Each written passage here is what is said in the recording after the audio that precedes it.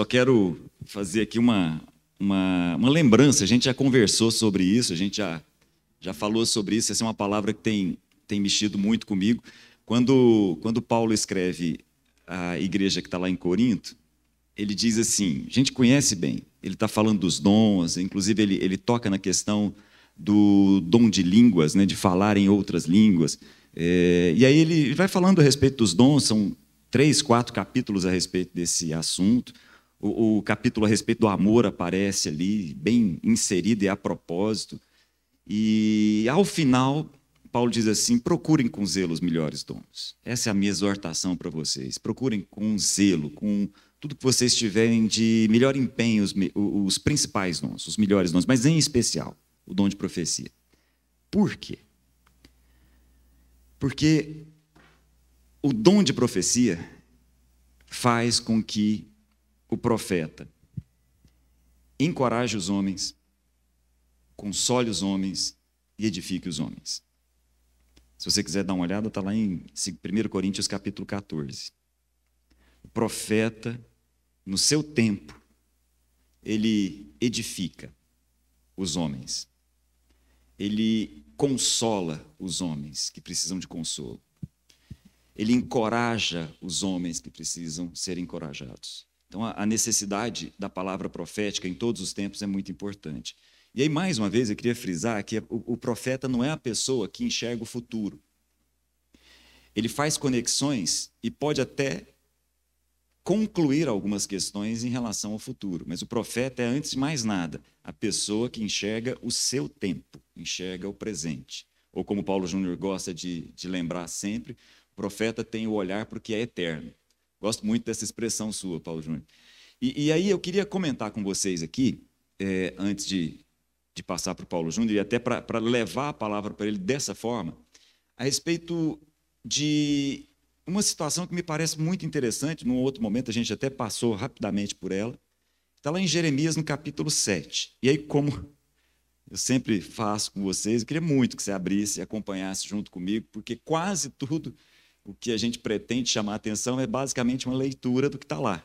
Então, olha comigo, por favor, lá em Jeremias, no capítulo 7. Talvez o profeta Jeremias, para você, não seja muito familiar. Eu me lembro quando eu escrevi o livro a respeito do Antigo Testamento, né? E eu pedi para o meu sogro ler o livro. E tem um apêndice lá sobre o profeta Jeremias. Aí ele ia lendo o livro, ia fazendo as correções, né? Meu sogro é da área de literatura, de letras, enfim. Então, me ajudou muito no processo de correção. E aí, à medida que ele ia lendo, ele ia me devolvendo com as correções e tal. No dia que eu entreguei um dos últimos capítulos lá, que tinha um apêndice a respeito do Jeremias, eu fui na casa dele, achei muito engraçado. Aí eu fui lá para levar uma parte, e ele foi me entregar uma parte, aí ele me entregou. Falou assim, esse Jeremias, hein? Que ele tinha que ler o texto, né? Ele ficou muito impactado com a pessoa de Jeremias, e realmente é algo para ser refletido mesmo. Jeremias é uma figura muito diferente, muito diferente. Não sei se você sabe disso, mas Jeremias era da tribo de Levi. Jeremias foi educado para ser sacerdote. O pai de Jeremias, Ilquias, era sumo sacerdote. Num dos bons tempos de Judá, ele morava numa cidadezinha muito próxima de Jerusalém, uma cidade de sacerdotes. Então, ele foi educado para ser, provavelmente até, dependendo, um sumo sacerdote. Só que, muito jovem, ele ouve de Deus o seguinte: eu te conheço bem antes de você nascer e eu o constituo profeta às nações. Então, Jeremias é um sacerdote, mas é também um profeta. E é assim que a gente lê o livro de Jeremias e as lamentações de Jeremias. Jeremias vive um tempo bem peculiar. Vale a pena a gente entender isso, porque a mensagem de Jeremias está inserida no seu tempo. E é esse o ponto que eu quero conversar com vocês antes de passar aqui para o Paulo Júnior. Jeremias começa a sua história na época de um rei chamado Josias. Eu não sei quantos já ouviram falar. Josias foi o último dos bons reis de Israel. Na verdade, das tribos do sul, na verdade, de Judá. porque Israel, nesse momento, as 10 tribos do norte, já tinham desaparecido na história uns mais ou menos 100 anos antes. Então, nós temos só uma parte do povo de Israel, que a gente costuma chamar de Judá. Josias, neto de Manassés, o pior de todos os reis da história, um dos piores reis da história da humanidade. Josias, neto de Manassés, começa todo um processo de restauração do povo. Começa a destruir altares idólatras, começa a levar o povo a refletir a respeito da justiça, começa a trazer de volta o significado original do templo e começa uma reforma, com um detalhe. Ele começa aos 8 anos de idade.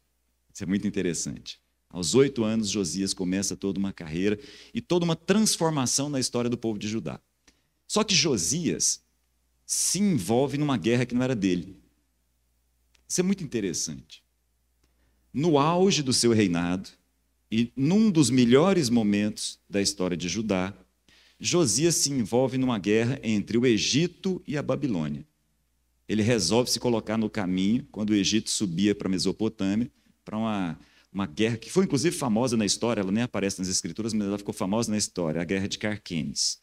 Josias se coloca no meio dessa guerra, sem nenhuma palavra profética para que ele entre nisso, ou pelo menos não há nada registrado, e acaba recebendo não tinha bala perdida naquela época, ele recebe uma flecha perdida, literalmente. A morte de Josias é uma morte acidental, ao acaso, estranha, e depois dele, os filhos dele que vão assumir o trono, levam o reino de Judá ao seu fim. Dali, mais ou menos 20 anos, Judá é levado cativo para a Babilônia. Jeremias vive toda essa época. Mais ou menos 40 anos de ministério. Mais ou menos o seu tempo de ministério, né, Paulo Júnior? Mais ou menos 40 anos, né? E aí ele vive os últimos reis e leva uma mensagem a esses últimos reis de Judá. Jeremias, por isso mexeu muito com meu sogro, Jeremias era um profeta, mas ele não deixou de ser sacerdote. Então ele sempre se apresentava diante dos homens com uma mensagem de Deus, mas ele sempre se apresentava diante de Deus levando os homens. Interessante isso. Então Jeremias vivia o desafio de se colocar diante do povo e levar mensagens duras, muito duras. Por exemplo, a primeira mensagem que Jeremias recebe da parte de Deus e para levar para o povo é a seguinte: pessoal, tem uma chaleira ardente vindo do norte. A água está fervendo e vai ser derramada sobre todo mundo aqui. Vindo do norte, porque vinha da Babilônia. Então essa é a primeira mensagem dele. A segunda mensagem de Jeremias é a seguinte: olha, vocês, povo de Deus, fizeram 2 coisas terríveis. Cometeram 2 grandes crimes. Primeiro, abandonaram o Senhor, a fonte pura de águas. Segundo, construíram para vocês cisternas com água parada. E o pior, a cisterna ainda por cima é rachada. Então, a mensagem de Jeremias, essas são só as 2 primeiras. Ao longo dos 40 e tantos capítulos de Jeremias, as mensagens são muito duras. Mas Jeremias também era do tipo que se colocava diante de Deus e falava: gente, mas está duro. Senhor, está dura essa mensagem, não está fácil. Um dia Jeremias se coloca diante de Deus e diz assim: eu sei que o Senhor é justo, mas eu queria conversar com o Senhor sobre a sua justiça.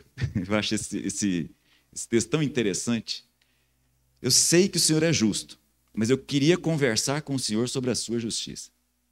E aí ele faz a pergunta chave, que a gente encontra em todo o Antigo Testamento: por que é que os ímpios prosperam? Ele vai fazer essa pergunta para Deus.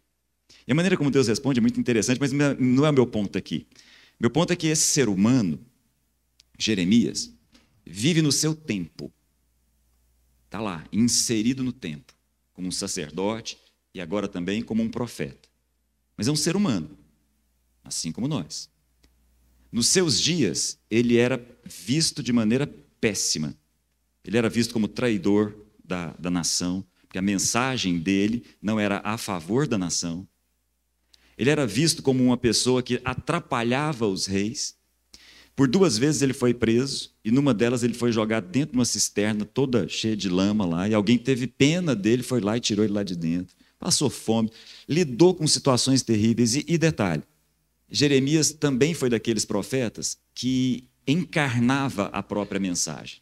Então, num determinado momento, havia uma reunião entre os líderes dos estados daquele momento. A gente pode dizer que havia um conselho de estado ali, porque eles se reuniram para se rebelar contra os mesopotâmios, contra os babilônios. Aí Jeremias entra, invade a sala de reuniões com uma canga. Não sei se vocês conhecem canga, os mais novos talvez não, mas é aquela madeira colocada nos animais para que eles não atravessem as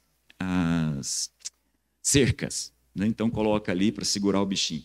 E aí Jeremias entra dentro dessa sala com a canga e diz assim: olha, vocês estão aqui, rei tal, rei tal, rei tal, rei tal. Coloquem o pescoço de vocês debaixo da canga da Babilônia, porque senão todos vocês vão morrer. Então, ele encarna essa mensagem. Também encarna uma mensagem interessante. Ele encarna o celibato. Interessante isso. Ele não se casa, não tem filhos, porque ele é a encarnação de uma mensagem que é a seguinte, e ele está dizendo isso para o povo: vocês são estéreis. Assim, eu vou viver o celibato para mostrar para vocês. E eu acho interessante, porque a mensagem que Deus tem através do profeta Oséias é oposto a isso. E é isso que eu queria conversar com vocês aqui. Com o profeta Oséias, o que Deus diz é o seguinte: você vai se casar com uma prostituta e vai ter filhos com ela. Para Jeremias, a mensagem é: você vai ser celibatário. E essa é uma mensagem que você vai levar para o povo também. E eu acho isso muito rico. Então é um profeta que está inserido no seu tempo, tem uma mensagem forte, não deixa de ser um ser humano, não deixa de ser sacerdote, não deixa de se colocar diante de Deus com muitas das suas angústias, muitas delas, inúmeras, mas é o profeta também que tem a mensagem de esperança para aquilo que nós vamos chamar de Novo Testamento, porque é com Jeremias que surge a expressão Nova Aliança e o Novo Testamento. É a partir dele que isso ganha força. Nos dias de Jesus, quando o pessoal chegou junto de Jesus, Jesus perguntou assim: quem o povo diz que sou eu? Uma delas era: o pessoal anda dizendo que o senhor é João Batista ou que é Jeremias, porque Jeremias, nos dias de Jesus, era visto de uma outra forma diferente do seu tempo. No seu tempo, não, ele era um traidor. Inclusive, foi levado cativo para o Egito. Ninguém sabe qual é o fim dele. Mas, nos dias do seu ministério, capítulo 7 de Jeremias, ele para na porta do templo. Acompanha comigo, por favor. Eu queria chamar a atenção desse momento especificamente aqui com vocês de 2 ou 3 coisas. Jeremias, capítulo 7, diz assim: esta é a palavra que veio a Jeremias da parte do Senhor. Olha o que o próprio Deus está dizendo para Jeremias: fique junto à porta do templo do Senhor e proclame essa mensagem. Então, Jeremias recebe uma mensagem, mas antes de receber a mensagem, Deus diz para ele: ó, não é para você entrar lá dentro, não, você fica na porta do templo. Talvez você não tenha essa imagem. O templo de Salomão, que é esse templo que está aqui, era muito grande, muito bonito. Algumas pessoas diziam que era uma das maravilhas antigas, uma das 7 maravilhas do mundo antigo. E havia escadas para chegar nesse lugar, que mais adiante vai ser chamado também de pátio dos gentios, pátio das mulheres, porque havia uma série de separações até chegar naquilo que era a planta do tabernáculo, e depois virou algo fixo. Mas Jeremias para ali na porta e diz assim, a mensagem: ouçam a palavra do Senhor, todos vocês de Judá, que atravessam essas portas para adorar o Senhor. Assim diz o Senhor dos Exércitos, o Deus de Israel: corrijam a sua conduta e as suas ações. Eu os farei habitar nesse lugar. Não confiem, presta bem atenção nisso daqui, não confiem nas palavras enganosas dos que dizem: este é o templo do Senhor, o templo do Senhor, o templo do Senhor. Olha só a mensagem. Tenta imaginar essa cena junto comigo. O templo era gigantesco. Nos dias de festa de Jerusalém, mas mesmo nos seus dias normais, num sábado, por exemplo, ia para o templo muita gente. Jeremias se coloca numa dessas escadas que estão aí, à medida que as pessoas vão subindo para o templo, diz: olha, presta bem atenção, cuidado com as palavras enganosas que vocês estão ouvindo. Que palavras são essas? Quais são as palavras enganosas que estão sendo ditas para aqueles que estão indo para o templo? Este é o templo do Senhor, o templo do Senhor, o templo do Senhor. Presta bem atenção nisso. Jeremias está dizendo que essas palavras são enganosas. Quem é que está dizendo essas palavras? Eu vou continuar a leitura. Versículo 5. Mas se vocês corrigirem a conduta de vocês e as ações, e de fato tratarem uns aos outros com justiça, porque a questão ali era justiça, se não oprimirem o estrangeiro, o órfão, a viúva, e não derramarem sangue inocente neste lugar, e se vocês não seguirem outros deuses, e aí sempre a idolatria está envolvida, para a sua própria ruína, então eu os farei habitar nesse lugar, na terra que dei aos antepassados, desde a antiguidade e para sempre. Mas vejam, de novo, vejam, vocês confiam em palavras enganosas, e agora ele acrescenta, e inúteis. Vocês pensam que podem roubar, matar, cometer adultério, jurar falsamente, queimar incenso a Baal, seguir outros deuses que vocês não conheceram e depois vir, permanecer perante mim neste templo que leva o meu nome e dizer, estamos seguros. Quais são as palavras enganosas agora? Estamos seguros nesse lugar. Seguros, inclusive, para praticar todas as práticas repugnantes. Esse templo que leva o meu nome, tornou-se para vocês um covil de ladrões. Tornou-se para vocês um lugar onde os ladrões se escondem. Uma cova, covil é uma cova onde os animais se escondem. Nesse caso, um covil de ladrões. Cuidado, eu mesmo estou vendo isso, declara o Senhor. Um parêntese, essa é uma expressão que Jesus usou. Não sei se vocês se lembram. Mais ou menos 500, 600 anos depois, Jesus está entrando em Jerusalém para viver a sua última semana na terra. Quando ele entra em Jerusalém, ele é recebido, é o que nós chamamos de Domingo de Ramos, toda aquela aclamação. Jesus entra na cidade e vai até o templo. Vocês lembram desse episódio? E aí ele derruba a mesa dos cambistas e diz assim, está escrito, a minha casa será chamada casa de oração. Jesus está citando um texto do profeta Isaías, e aí termina, mas vocês fizeram desse lugar um covil de ladrões, um covil de salteadores.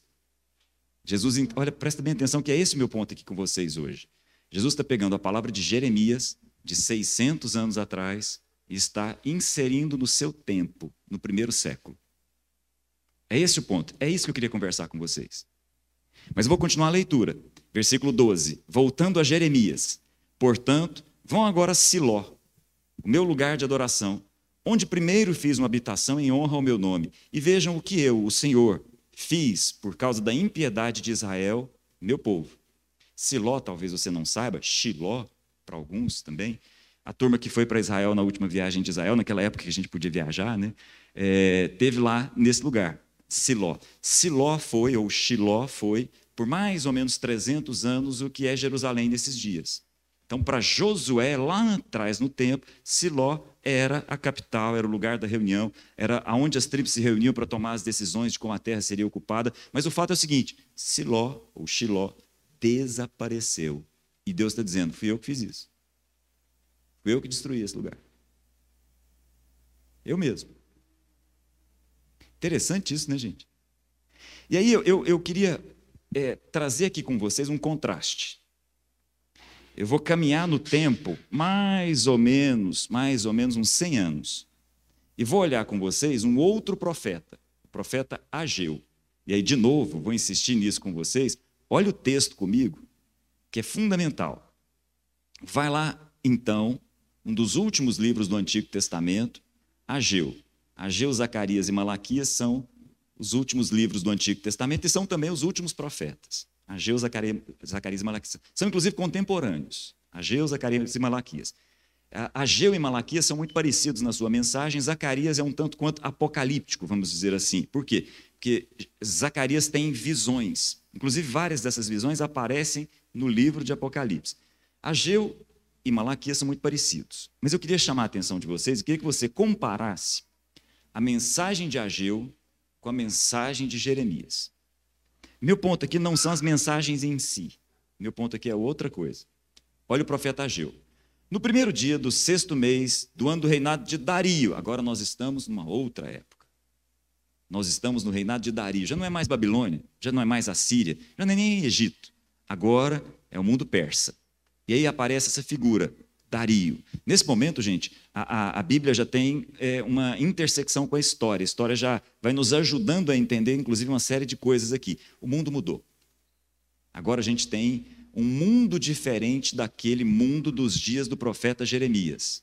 Nós temos uma outra realidade, nós temos uma outra atmosfera. Os persas permitiram a turma voltar para casa, todos eles, todos os cativos podiam voltar para casa e reconstruir as suas cidades, reconstruir os seus estados, reconstruir as suas culturas, reconstruir as suas religiões. Dizem, inclusive isso está num museu em Londres, tem um pergaminhozinho lá, um pergaminho feito de barro, em que tem o édito que permite essa volta. Segundo alguns, o primeiro, vamos dizer assim, primeira declaração de direitos universais dos seres humanos talvez tenha sido nesse momento. O mundo é outro. É isso que eu queria chamar a atenção de vocês. Então, ao invés de fazer como os babilônios fizeram, que era deixar a terra para trás e levar cativos melhores, ou o que os assírios fizeram, que era pegar a terra e misturar com um monte de gente, agora não. Agora os persas falam, voltem para a terra de vocês. A gente acha que eles são bonzinhos, né? O dinheiro ganha outra dimensão a partir de agora, a partir do Império Persa. Mas, enfim, o mundo é outro, totalmente diferente.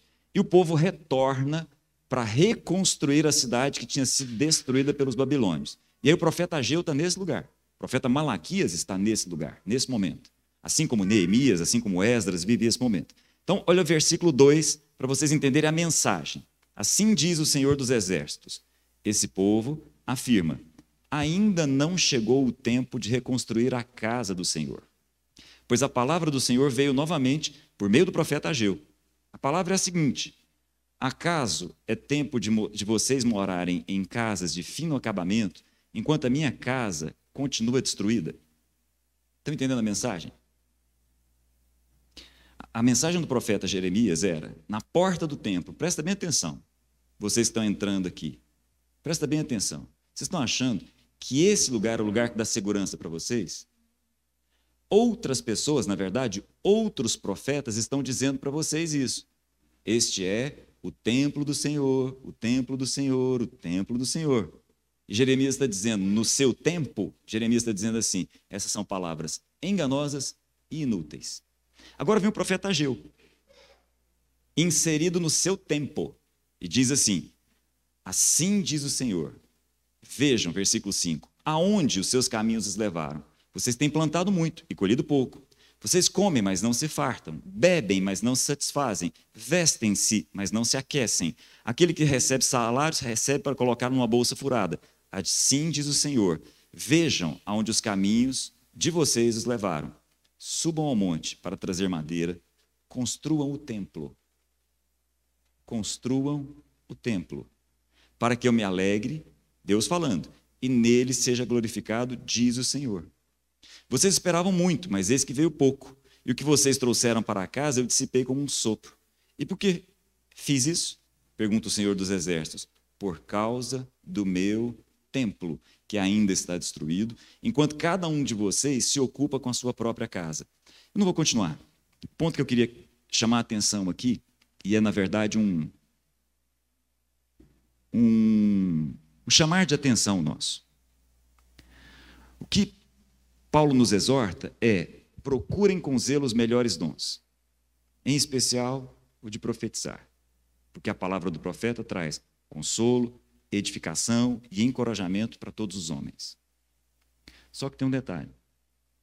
Imaginem o profeta Ageu profetizando nos dias de Jeremias. Entenderam?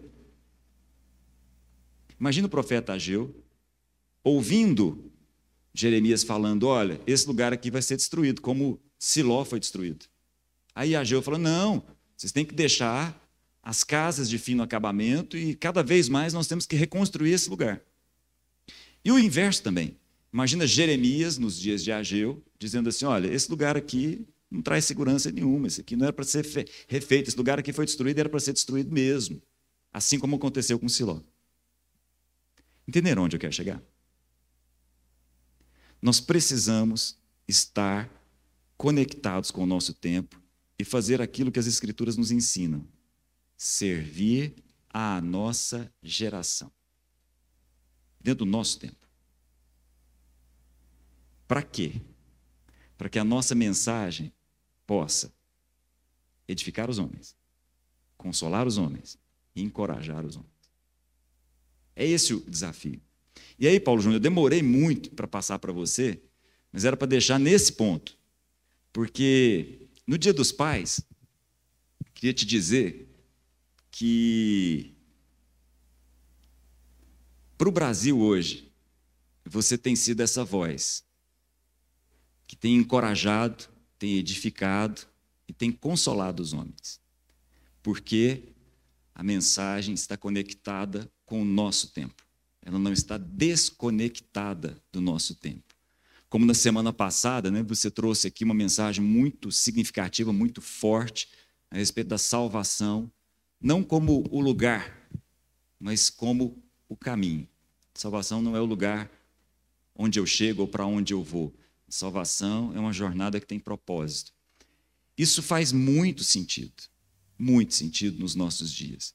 Principalmente nos nossos dias do Brasil de hoje, em que todas as vezes que as pessoas vão falar a respeito de dinheiro, o texto usado é o texto de Ageu e o texto de Malaquias. Vão falar a respeito de roubar o templo do Senhor, vão falar a respeito das bênçãos que estão retidas. E aí eu fico sempre me perguntando, eu não estou dizendo nem que sim, nem que não, se essas mensagens estão inseridas no seu tempo. Nos dias de Jesus, ele trouxe a mensagem de Jeremias. Não estou dizendo que a gente não possa trazer a mensagem de Ageu para os nossos dias. Só estou dizendo que nós precisamos nos submeter ao que o Espírito diz às igrejas. Esse é o ponto fundamental. E no Dia dos Pais, queria te dizer, meu irmão, que você tem sido um pai de muitos. E, para quem não sabe, o aniversário de Paulo Júnior é amanhã.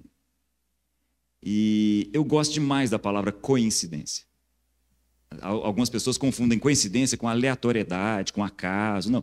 Coincidência em física é quando dois ou mais raios de luz incidem no mesmo ponto. Então, eles coincidem.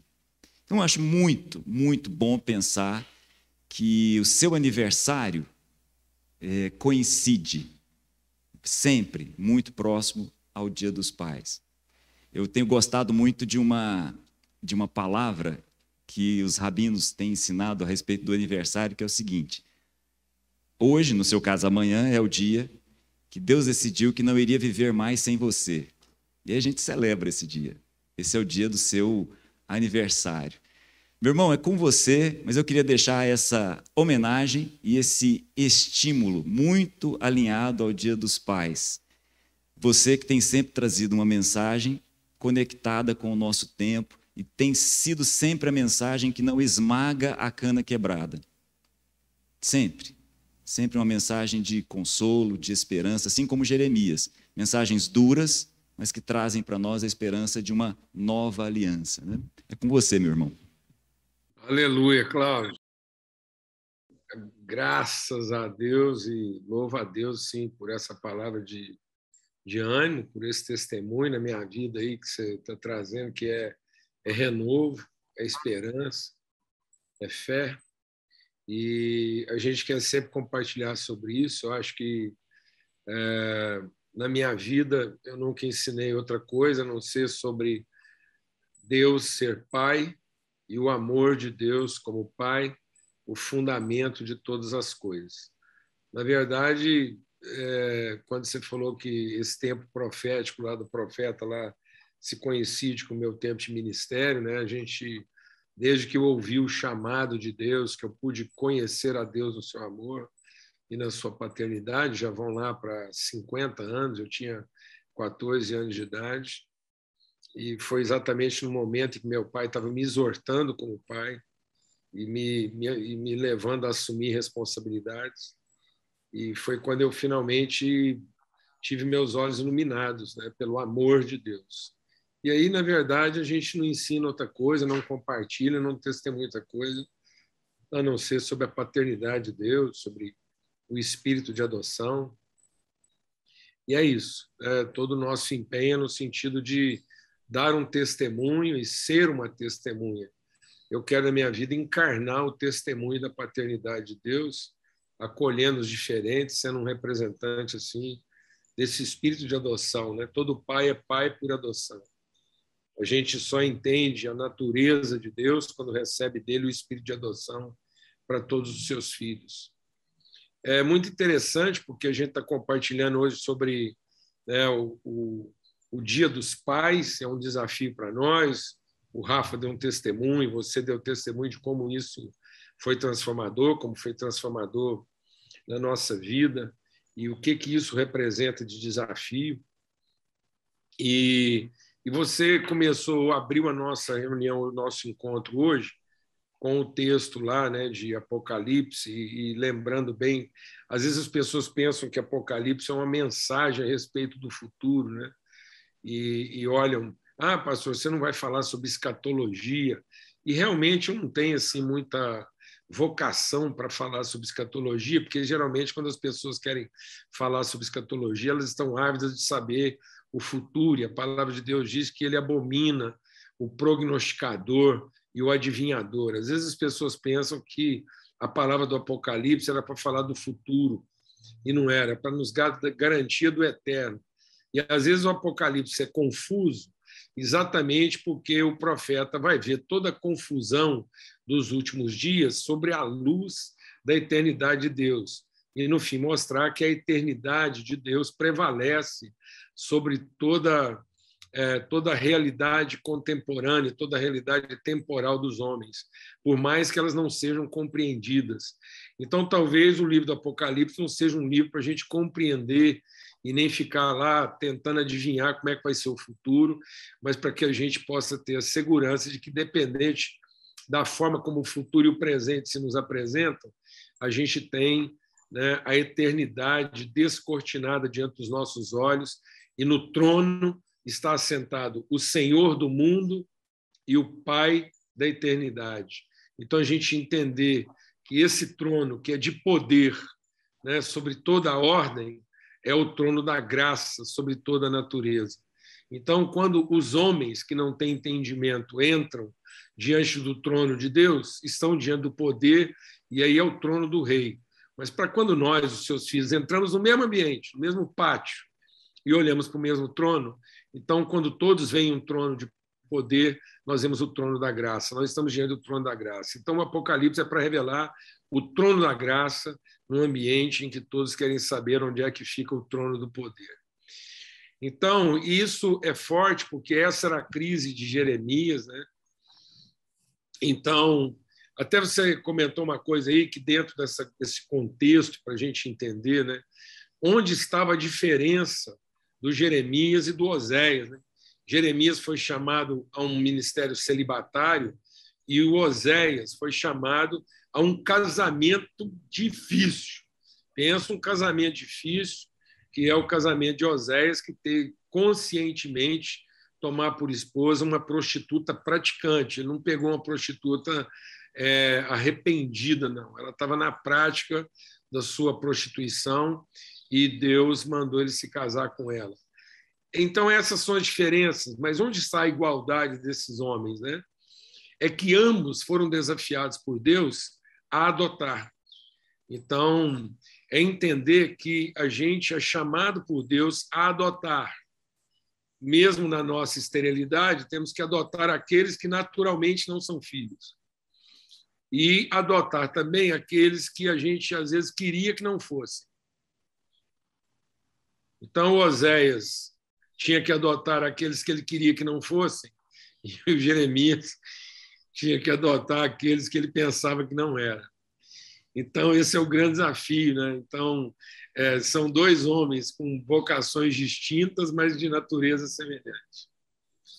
E isso é curioso, né? Porque também vai lá para toda essa forma como Deus vai trabalhando as diferenças, né? Ele diz, olha, vocês estão se perdendo no tempo. Depois, quando ele vai lá para o profeta Ageu, ele diz, vocês estão se perdendo nas casas. Então, E aonde a gente está se perdendo, como a gente compartilhou semana passada, é que a gente está se perdendo em transformar ou o templo ou a casa em lugar de salvação. Então, quando a gente está fazendo a nossa casa um lugar de salvação, a gente vai precisar do templo. E quando a gente está fazendo do templo um lugar de salvação, a gente vai precisar da casa. Então, Jeremias estava mandando o povo de volta para casa para poder entender melhor o que aquilo significava. E o Ageu estava tentando tirar o povo de casa para ver se eles entendiam o que de fato o templo significava. E a gente já está se perdendo nesse significado, né? Porque não estamos entendendo a figura de Deus, que é o Pai, né, das relações diferentes, né, e não das relações iguais. Então, nós estamos transformando, né, a casa de Deus em templo, e estamos transformando muitas vezes nossa casa em templo, né? Então, a gente está descaracterizando isso, porque Deus não quer um templo, Ele quer uma casa. E às vezes, a nossa casa, que deveria ser casa de oração para todos os povos, porque é o que ele está dizendo para Jeremias. Ele diz, sabe por que vocês estão enganados? Porque tem algumas pessoas mentindo para vocês, e eles são mentirosos quando dizem para vocês que templo é lugar de salvação. Assim como alguém pode mentir dizendo que casa é lugar de salvação. E tanto o templo não é lugar de salvação, como casa não é lugar de salvação, porque Deus disse, através de Jesus, a casa do meu Pai é uma casa de encontro, de intersecção, de oração, de cuidado para todos os povos. E é exatamente o que o Jeremias denuncia. E ele começa dizendo o seguinte, ó, se vocês de fato praticassem a justiça, cada um com o seu próximo, e não oprimissem o estrangeiro, o órfão e a viúva. Então, é interessante como que às vezes a gente vai construindo templos e casas de iguais, né? E não mesa dos diferentes. Então, só é casa de Deus e só é casa de família quando é o encontro dos diferentes e não a liturgia dos iguais. E esse é o grande nosso desafio nesse tempo agora, né? Que Deus é o Deus que celebra e que se alegra quando a mesa que ele coloca é a mesa preparada na presença dos inimigos, mas é a mesa onde os irmãos se encontram. Então, Deus é aquele pai que prepara uma mesa e eu sento nessa mesa e a sensação que eu tenho é que é uma mesa de inimigos, onde o meu próprio corpo está sendo oferecido e, mais ainda, quando a mão daquele que me trai está comigo no prato. Então, a traição não é cometida no templo, porque, na verdade, o templo é a reunião dos iguais no esforço da devoção, na expectativa de serem salvos. Então, o que tem de comum entre todos no templo? Salvação. Todos que estão no templo são devotos de Deus porque querem encontrar nessa reunião o lugar de salvação e não se reunir para encontrar a comunhão. Então, a gente se reúne, né? A gente se encontra como quem se reúne para ser salvo, em lugar de se reunir como quem quer encontrar comunhão. Vou repetir. Às vezes a gente se encontra, acaba se encontrando como quem se reúne para ser salvo, e não se reunindo como quem se encontra para ter comunhão. E aí é por isso que Paulo diz, quem disse isso foi Paulo, ele disse, vocês estão se encontrando como quem se reúne para comer o próprio pão. Então nós vamos transformando esses lugares em lugar de maldição, porque toda vez que eu faço da salvação um lugar, esse lugar se torna lugar de maldição, ainda que eu chame esse lugar de templo de Deus, porque é o que ele está falando para Jeremias. Vocês estão batizando esse lugar, vocês estão fazendo isso em meu nome, mas eu não tenho nada a ver com isso, porque vocês estão em meu nome querendo garantir a própria salvação. E dentro desse desejo de salvação, vocês não são hospitaleiros para o estrangeiro, para a viúva, para o órfão, e vocês acabam assassinando, vocês acabam derramando sangue inocente. O que é esse derramar sangue inocente? É quando você por conta das diferenças, mata o irmão, como se ele fosse seu inimigo. Esse sangue inocente é o sangue de Abel. Jesus fala, Deus fala lá para o Caim, você derramou sangue inocente, e esse sangue clama. Clama a partir de onde? Do templo. Porque o Caim matou Abel no templo. Ele marcou no templo, porque o Abel ofereceu um culto diferente do dele, e aquilo comprometia suas expectativas de salvação. Ele começou a achar que o tipo de culto do Abel poderia representar, como ele teve essa sensação, e Deus falou para ele, Caim, se você agir bem, não é certo que você será aceito? Então, onde estava a maldade? É porque ele fez da diferença cultica, litúrgica, um ponto de inimizade. Deixa Deus ministrar algo no nosso coração. E como o devoto não pode matar Deus, o filho mata o pai. Por isso que a palavra de Deus diz que uma das coisas que vão se tornar características nesse templo de individualidade são os parricidas. Filhos que, por não conseguir conviver com o irmão, matam a paternidade de Deus. Então, sem perceber, nós estamos matando a paternidade de Deus para salvar a sua divindade. Pensando que Deus vai nos salvar, nós temos que matar o pai para não ter que conviver com um irmão diferente da gente. Então, já que eu não posso matar Deus, porque ninguém pode matar Deus, porque, afinal de contas, se eu matar Deus, eu estou perdido, porque só Deus pode me salvar. E quem está me atrapalhando de ser salvo? Deus? Não, o pai, porque é o pai que me obriga a conviver com um irmão diferente de mim e fica parecendo que ele não quer me salvar porque está salvando o meu irmão. Isso está escrito na parábola do pai que tinha 2 filhos. O pai tinha 2 filhos e o mais novo fez tudo errado. E quando ele volta para a casa do pai, o filho não quer, o filho mais velho não quer entrar na casa do pai, porque está celebrando o divino no templo de Deus. Então, para o filho mais velho, o pai era o Deus que poderia salvá-lo, que poderia recompensar seus esforços. Então, por que o filho mais velho não quer entrar na casa do pai? Porque lá tem um irmão estrangeiro diferente dele. Esse era o problema do Jeremias. Por isso que o Jeremias pregava na porta do templo. Então, Jeremias pregava para quem estava vindo para o templo. E para dizer, olha, vocês... E aí o Jeremias estão fazendo tudo errado. E o Jeremias, na ânsia de querer servir a Deus, sentindo-se enganado por Deus, queria matar os irmãos. Ele falou, o senhor está me enganando, o senhor me enganou. Então, quem enganou Jeremias?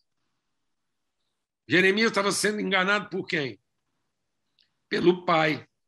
Porque se Deus fosse Deus, por isso que ele queria discutir a justiça de Deus. Fala, se o senhor não ficasse aí, se o senhor não parasse de ficar querendo ser o pai, e se o senhor resolvesse ser Deus, se o senhor fosse Deus, o senhor já tinha resolvido esse problema e tinha me ajudado. E aí ele fala assim, eu não quero o senhor como pai. Por isso, maldito o dia que a minha mãe ficou sabendo que estava grávida e maldito o homem que falou para o meu pai que ele ia ter um filho pensando que isso seria uma boa notícia. Então, de que Jeremias está querendo se livrar? Está querendo se livrar da paternidade, da família, porque se Deus fosse só Deus, o problema já estava resolvido, ele matava todo mundo e resolvia o problema dele e de todo mundo. Então, como a gente não pode matar Deus, e essa é a raiva do Jeremias, e já que não pode matar Deus, então eu falo, se eu podia me fazer um favor, se eu podia me voltar lá atrás e eu nem ter nascido, porque eu abomino. Se o senhor tivesse me perguntado, como Deus, se eu queria ter nascido, eu preferia não ter nascido. Eu preferia ter sido abortivo, porque o senhor me enganou. E o senhor me enganou porque o senhor falou para mim que era Deus e agora eu estou descobrindo que o senhor é pai. E como pai, vou falar uma coisa. E aí Deus fala para ele, ó, Jeremias, seu problema não são os outros, seu problema é você. Lá em Jeremias, no capítulo 20, Deus diz, se você se converter... Hoje eu estava conversando com o Biel de manhã. E foi muito bom conversar com o Biel hoje de manhã, porque no Dia dos Pais Eu tive muita vontade de conversar com o Biel, porque o Biel é um pai assim precoce, né? O Biel foi chamado à paternidade muito cedo. Hoje ele está com 14 anos e é pai de muitos filhos, porque teve que adotar muita gente, assim como ele foi adotar. E foi muito bom conversar com o Biel, porque eu lembrei lá do texto, né, de Daniel, porque quando Deus mandou Samuel ungir Davi, o próprio pai de Davi deixou ele de fora, porque ele era pequeno aos seus olhos. Aí ele reuniu os filhos. Até tem gente que suspeita que o Davi era filho de outra mãe, que não a mãe dos filhos mais velhos de Jessé. E aí o Jessé reuniu os filhos e o Samuel quase ia ungindo um dos filhos, Eliabe, porque ele era grandão, forte, ou seja, ele correspondia aos nossos anseios de divindade. Então, quase que o Samuel vai ungindo um representante do divino, até que Deus falou assim, não é ele não, vocês homens, vocês avaliam de acordo com a aparência, mas eu não vejo a aparência, eu vejo o coração. E aí o Samuel, todo sem graça, tem que perguntar para o Jessé se ele não tem mais nenhum filho. Então você vê que o próprio Jessé está tendo uma crise de paternidade por conta da diferença do Davi, que não era tão grande como às vezes a gente gostaria que ele fosse. Então, o Davi era um homem de baixa estatura, né? Tanto que está lá patente. Vocês, homens, avaliam pela aparência e pela altura. Deus. Então, tanto é que Davi tem essa crise de tamanho na hora da sua unção, depois ele tem essa crise de tamanho na hora que ele vai enfrentar o gigante, na hora que ele vai conversar com o Saul, né? O Saul despreza, o gigante despreza ele por causa do tamanho, porque ele não combina, né? Então, essa coisa da divindade e da paternidade. Então, você vê que o próprio Jessé rejeita o filho por causa do tamanho dele. Eu estava conversando com o Biel e, na verdade, não são as pessoas nos seus problemas, somos nós na nossa cegueira. Então, por isso que o Jó fala, eu te conhecia de ouvir falar, mas agora meus olhos te veem. Porque o templo é o lugar dos iguais, a casa é o lugar dos diferentes. E toda vez que a gente transforma o lugar dos diferentes no lugar dos iguais, esse lugar se torna o templo da nossa salvação e da nossa devoção como quem quer ser salvo. Mas toda vez que mesmo o templo se torna a casa dos diferentes, então é ali que o pai está assentado com os filhos ao redor da sua mesa, o que é mesa de comunhão e reconciliação. Eu creio que esse é o nosso grande desafio, o espírito da adoção, né? E aí eu estava até pensando sobre isso, por que Deus enfatiza essa figura paterna, né? Paulo fala sobre isso, eu fui mãe de vocês, mas também fui pai. Como mãe, eu dei carinho, ajudei, amamentei, protegi, mas como pai, eu exortei, eu corrigi. Porque a mãe simboliza as igualdades, né? A mãe é o ministério das igualdades. A igreja é nossa mãe. Então, não fosse a figura paterna, a igreja, de fato, seria o lugar da gente ter segurança das igualdades. O que a mãe representa a celebração das igualdades? Porque para a mãe, filho não tem diferença, né? Todos têm fome, têm febre, têm frio. Então a mãe ama tudo igual, porque quer que os meninos estão tudo bem alimentados, bem vestidos, sem doença. A mãe quer que os filhos sejam iguais na saúde, no vigor, na disposição. E o pai, a mãe ama igual, porque quer todo mundo bem alimentado. Se for preciso, a mãe dá um ataque para o menino comer, zanga com o menino. A mãe ama tudo igual, porque para ela tudo é menino. Ó o menino, ó a menina. Então, assim, porque é aquela coisa de que é o amor que protege, que cuida. E o pai é a celebração das diferenças. Enquanto a mãe ama tudo igual, o pai tem que amar todos diferentes. E a gente fala, não, quem ama, ama tudo igual. Não, quem ama, cuida igual. Mas se relaciona diferente. Quem ama, alimenta igual, mas orienta diferente. E não fosse a figura paterna, a gente não saberia orientar os diferentes, porque a gente estaria cuidando igual. Então, nesse desejo de cuidar tudo igual, salvar tudo igual, a mãe quer salvar todos os filhos. O pai quer que todos os filhos se orientem. E essa coisa de que hoje até o pai está preocupado mais com a salvação do que com a orientação, nós precisamos acolher mulheres viúvas, filhos órfãos e pessoas estrangeiras. Tem muita gente estrangeira, tem muita gente órfã, tem muita gente viúva, e não é porque faltou mãe, é porque está faltando pai no trato com os diferentes. E está faltando pai porque a gente fez de toda templo e casa lugar de salvação e não encontro de comunhão. Então, que no Dia dos Pais a gente possa ser desafiado às diferenças, a entender que essa mesa tem muitos lugares. Essa mesa não tem uma cama onde todos se deitam. Essa mesa tem várias cadeiras onde cada um se assenta. Um pai que chama cada filho pelo seu próprio nome. Um pai que designou cada um para um propósito definido. Então, exatamente como nós temos que servir dentro daquilo que é peculiar do nosso próprio tempo, também nós temos que assumir a responsabilidade do que é peculiar da nossa vocação. Nós não podemos pasteurizar e nem massificar o serviço que a igreja presta às necessidades das pessoas, como se todos fossem iguais e como se não tivesse direito a esse cuidado aqueles que querem se comportar diferente.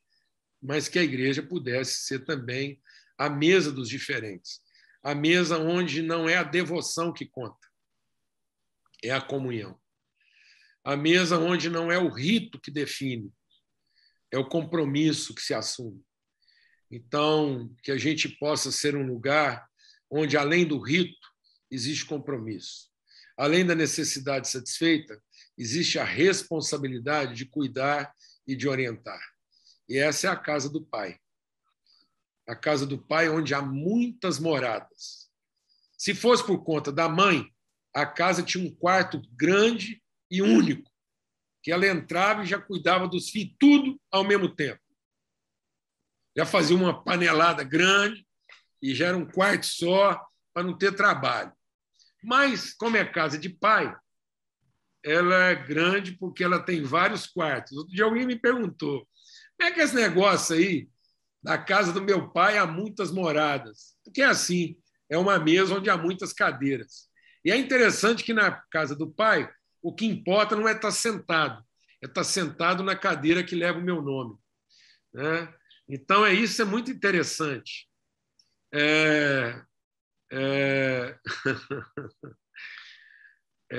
O Davi, quando foi montar a mesa dele, só para concluir, esse homem que não vivia das aparências, né, o Davi, e que quando Davi viveu da sua aparência, ele pecou, porque ele tratou de forma igual. Né?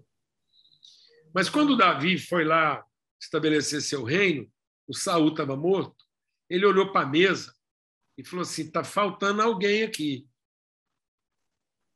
Está faltando alguém da casa de Saul. E aí ele falou assim, tem algum filho de Saul que pode sentar nessa mesa? Olha aí a mesa dos diferentes. Davi estava agindo como o quê? Como pai. Aí alguém falou assim, tem Mefibosete. Mas o Mefibosete, presta atenção no que eu vou falar aqui. O Mefibosete ficou aleijado porque ele estava sendo carregado pela sua ama. Então, uma mãe viúva, uma mãe solteira, no desespero de salvar uma criança indefesa, estava fugindo e deixou ele cair. E ele ficou aleijado. Então, toda vez que a gente faz da salvação um fim, nós podemos gerar filhos aleijados. que não são reconhecidos pelos pais porque a gente quer tratar todo mundo igual. E aí o Davi foi lá e adotou Mefibosete e falou, põe uma cadeira para ele aqui e ninguém senta na cadeira dele. Então, uma mesa formada só pelas mães, o que interessa é que está todo mundo sentado. Uma mesa onde também tem pai, interessa que cada um está sentado na sua própria cadeira e que ninguém vai sentar na cadeira dele. Porque a gente pode até colocar mais lugar nessa mesa, mas não vamos deixar que ninguém sente na cadeira do outro, porque o negócio não é só estar sentado. É estar sentado na própria cadeira para poder ser tratado pelo próprio nome. Então, Deus é um pai que batizou. Por isso que quem batizava os filhos eram os pais.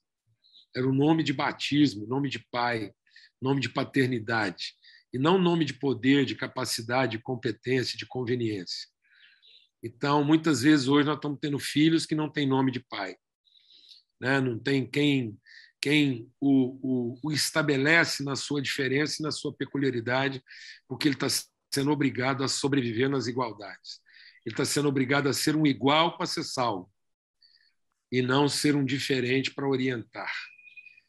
Então, é por isso que muitas atrocidades eram cometidas na casa e também no templo. É bom lembrar que os filhos estavam sendo sacrificados em casa para que as famílias pudessem ser salvas por Deus. Então, era comum os filhos serem sacrificados. E aí Deus vem e quebra isso e pede para que Abraão sacrifique um filho seu como todo mundo fazia, para mostrar que Deus não queria o sacrifício. No fundo, Deus queria o compromisso. Muitas vezes a gente ainda acha que Deus quer o nosso sacrifício, como todo mundo acha, que o divino quer o sacrifício. Mas aí Abraão descobriu que o Deus dele era pai e que, no fundo, ele não queria o sacrifício. Ele só queria deixar patente o compromisso. E falou, pode voltar para casa, Abraão, com seu filho, porque agora eu sei que você é um pai que cumpre o compromisso e não alguém que está só disposto a fazer o sacrifício. Amém? Então, que hoje a gente possa celebrar o compromisso. E como a gente tem que ser profeta, eu estou vestindo aqui uma camiseta bem profética para falar de unidade, mesa dos diferentes. Eu ganhei essa camiseta aqui do meu genro e da minha filha, o Renan, a Lídia, nos auspícios da nossa neta Valentina e do Pedro, que é pai para toda obra. Então, a gente tem que ser pai para todo bem feito e também para todo mal feito, como foi Jeremias e Oséias. Deus falou para Jeremias, Jeremias, adote os filhos que você não pariu. E falou para Oséias, e adote, Oséias, o que você pariu, ainda que eles pareçam mal feitos. Então, é lugar para todos os diferentes, os bem feitos, os mal feitos e os não feitos, né? Porque Deus é pai de todos, está em todos e opera em todos. Feliz Dia dos Pais para todos, em nome de Jesus.